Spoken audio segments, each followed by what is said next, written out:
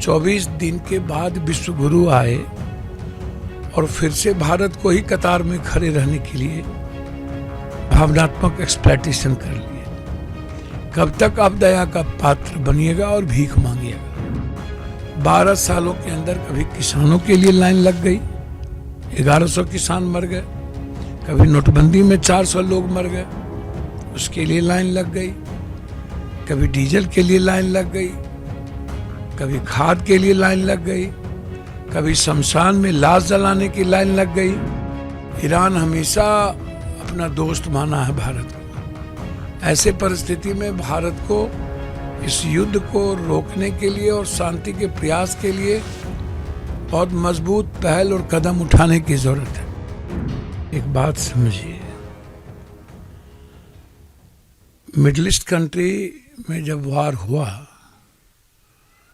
तो ये बिल्कुल परिस्थितियों का मूल्यांकन पहले से किया जा रहा था कि जब भी कोई वार होता है तो उसका पूरा बेनिफिट उद्योगपति, पूंजीपति और मुनाफाखोरों को और किसी न किसी नेताओं को होता है। और उसका फायदा पहले भी जब संकट आया कोरोना, तो उसमें आप याद कीजिए दवाई के संकट, रेमडेसिविर 1 लाख में मिलते थे लंबे समय तक। आज तक कोरोना के बाद रेलवे से लेके कई ऐसी चीजें आज भी देश में संकट का विषय है। इतना बड़ा विवाद और युद्ध, जहां भारत के साथ पूरा रिश्ता ईरान का और मिडिल ईस्ट कंट्री का है, हमारी इकोनॉमी से जुड़ा हुआ मामला है। 24 दिन के बाद विश्व गुरु आए और फिर से भारत को ही कतार में खड़े रहने के लिए भावनात्मक एक्सप्लॉयटेशन कर लिए। कब तक आप दया का पात्र बनिएगा और भीख मांगिएगा। 12 सालों के अंदर कभी किसानों के लिए लाइन लग गई, 1100 किसान मर गए। कभी नोटबंदी में 400 लोग मर गए, उसके लिए लाइन लग गई। कभी डीजल के लिए लाइन लग गई, कभी खाद के लिए लाइन लग गई, कभी शमशान में लाश जलाने की लाइन लग गई। आप अब बेटी माँ बहनों के किचन के लिए लाइन लग गई। दवा महंगा हो गया कई 100 गुना, डीजल महंगे हो गए, लगभग सामान महंगे हो गए। तो जरा आप हमको बताएं कि महिलाओं पे लाठी चल रही है, 4000 8000 में गैस सिलेंडर मिल रहा है। जो रेहड़ी ठेरी पटरी वाले लोग हैं, जो चाउमीन, पूरी सब्जी, लिट्टी चोखा, कचौड़ी, जलेबी ऐसी चीज़ें बना करके करोड़ों लोग जो हिंदुस्तान में अपनी रोजगार कर रहे हैं, आपको आश्चर्य होगा कि उनके पास ऑक्सीजन, गैस सिलेंडर की कमी हो रही है। जिंदगी पर हमला है। और ये महंगाई कोई 2-4 दिन नहीं है। ईरान के एक खेप या एक खपत भेज देने से हमारी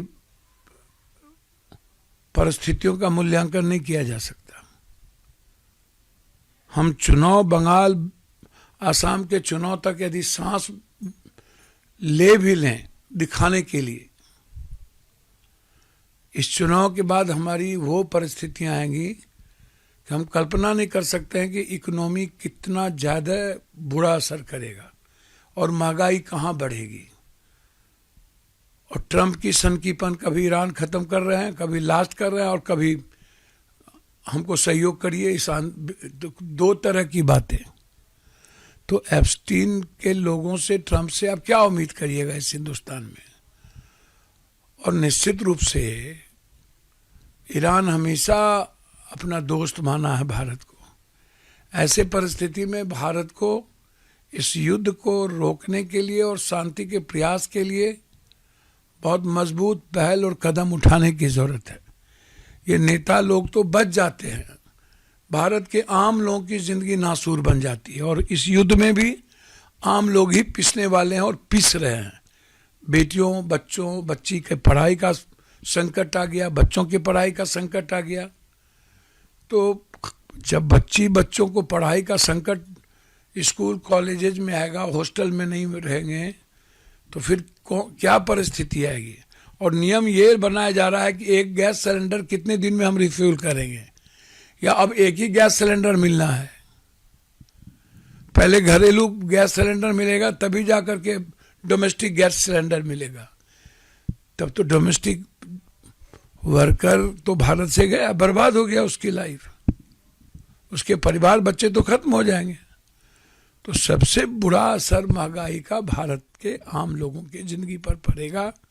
सारे नेता एक हो जाते हैं, दया की भीख मांग लेते हैं, पब्लिक को मजबूर कर देते हैं, उसकी मजबूरी का फायदा उठाते हैं, लेकिन ये कभी नहीं मानते कि 12 सालों में कतार लगते लगते भारत के लोग बर्बाद हो गए। अगर आप ये वीडियो YouTube पर देख रहे हैं तो हमारे चैनल को सब्सक्राइब कर बेल आइकन दबाएं, और Facebook पर देख रहे हैं तो हमारे पेज को लाइक करें।